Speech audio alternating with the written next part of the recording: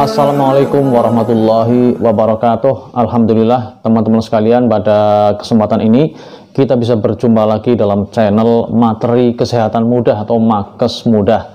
Teman-teman sekalian, salah satu pengobatan komplementer, ya, lebih tepat komplementer atau pelengkap, yaitu pengobatan bekam, ya. Pengobatan bekam merupakan pengobatan tradisional dari timur, dan ini juga merupakan bagian dari sunnah Nabi, ya. Rasulullah merekomendasikan pengobatan ini secara langsung dari sabda beliau yang disampaikan dalam banyak hadis, ya, yang sahih pula. Jadi kita sebagai seorang muslim tidak perlu meragukan lagi bahwa bekam merupakan salah satu pengobatan, baik sebagai komplementer, ya, ataupun bagi penyakit tertentu, ya, juga bisa menjadi pengobatan yang utama, ya, khususnya jika sakit tersebut tidak perlu adanya semacam misalnya obat-obat untuk membunuh virus tertentu atau bakteri tertentu. Kalau sekedar pusing atau mungkin badan capek atau untuk maintenance atau bagaimana supaya kondisi tubuh kita tetap stabil, tetap seimbang, maka bekam merupakan salah satu terapi yang sangat bermanfaat. Nah, teman-teman sekalian, apa sih sebenarnya manfaat dari bekam secara umum dibandingkan dengan pengobatan-pengobatan yang lain atau dengan terapi-terapi yang lain? Teman-teman sekalian, yang pertama perlu saya sampaikan bahwa di dalam kita melakukan bekam atau hijamah terdapat satu, kita juga secara langsung atau tidak kita melakukan masase, ya. Kalau masase itu dipijat ke arah dalam, sementara bekam itu ditarik. Jadi sebenarnya ada proses untuk membuat jaringan atau otot-otot yang ada di dalam diri kita kalau dalam istilah senam itu di stretching, diregangkan lebih dahulu. Maka daerah yang dibekam tersebut, titik-titik tertentu yang dibekam juga dilakukan hal itu, dan ini akan membuat kondisi tubuh kita semakin rileks, ya, khususnya daerah yang dilakukan pembekaman, dan bermanfaat pula bagi metabolisme tubuh kita. Nah, teman-teman sekalian, kemudian manfaat lain bahwa di samping masase, ya, masase tentu saja kalau masase secara khusus ada nilai lebihnya juga kalau secara khusus dari sisi masasenya tersebut.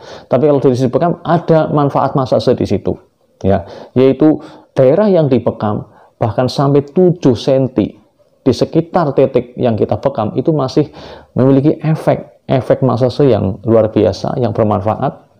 Bahkan waktunya bisa kita atur mau berapa menit. Nah, kita melakukan pembekaman itu bisa kita atur rata-rata antara 3 sampai 5 atau 7 menit lah, kurang lebihnya seperti itu. Kemudian teman-teman sekalian, di dalam bekam juga ada manfaat akupunktur. Kalau akupunktur kan ditusuk jarum, ini juga ada dalam bekam hijamah. Itu kita melakukan penusukan pada daerah tertentu, daerah sunnah yang dijelaskan oleh hadis-hadis Rasul, ataupun pada titik-titik yang di situ kita juga bisa menggunakan titik-titik akupunktur, dilakukan yang namanya hijamah atau pembekaman tersebut. Nah, titik-titik yang kita tusuk itulah mewakili titik-titik yang biasa dilakukan tindakan akupunktur atau tusuk jarum, ya. Jadi dalam bekam ada tusuk jarumnya.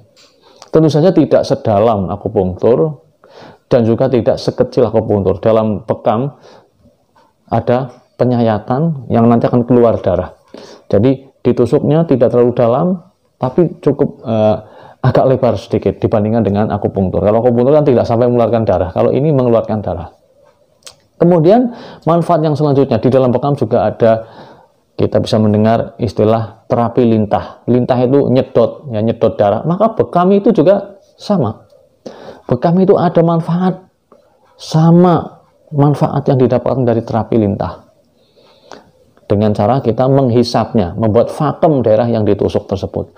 Kemudian di dalam bekam juga ada manfaat, kalau dalam terapi tradisional ada kerokan, ya, maka dalam bekam tersebut juga ada, yaitu khususnya bekam seluncur, ya, dikasih minyak, kemudian di vakum, kemudian diarahkan atas bawah, kanan kiri. Ini ada efek manfaat dari kerokan. Tentu saja tidak semerah dari tindakan kerokan, tetapi manfaat kerokan bisa kita dapatkan dari kita melakukan hijamah atau bekam. Kemudian teman-teman sekalian, di dalam bekam kita juga bisa ya mendapatkan manfaat lain, yaitu manfaat ruqyah. Ketika kita bekamnya, karena ini bagian dari sunnah, kita bacakan dulu basmalah, kemudian kita juga membacakan doa-doa penyembuhan. Ini adalah bagian dari ruqyah ya. Semua doa itu adalah bagian dari ruqyah, khususnya doa-doa penyembuhan. Atau mau kita tambah sekalian membacakan surat-surat atau ayat-ayat tertentu juga bisa. Dan namanya ruqyah tidak harus orang yang kesurupan jin atau kena jin. Semua orang sakit bisa kita obati dengan dibacakan doa, dibacakan ayat-ayat Allah. Ini juga adalah bagian dari penyembuhan yang memang disyariatkan di dalam Islam. Kemudian teman-teman sekalian, bekam juga di situ kita menjalankan sunnah Nabi, pengobatan yang diwariskan Nabi, dijelaskan secara langsung oleh Nabi tentang terapi ini dan manfaatnya. Itulah teman-teman sekalian yang bisa saya sampaikan pada kesempatan kali ini.